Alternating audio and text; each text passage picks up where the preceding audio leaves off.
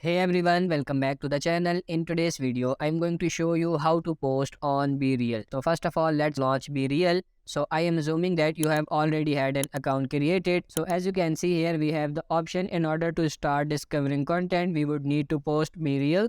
So as you can see, if we went to the discovery tab, it also prompted us to post a Bereal before we can start discovering content. So let's tap on post Bereal, and as you can see, we have 2 minutes to snap a picture. So BeReal needs access the camera. So let's allow the option to access the camera. BeReal needs access location as well. So let's allow the access of location. Alright, so once you take in your BeReal, you need to tap on this icon here. And then what you could do, you could set it to my friends only. You could set it to direct discovery as well.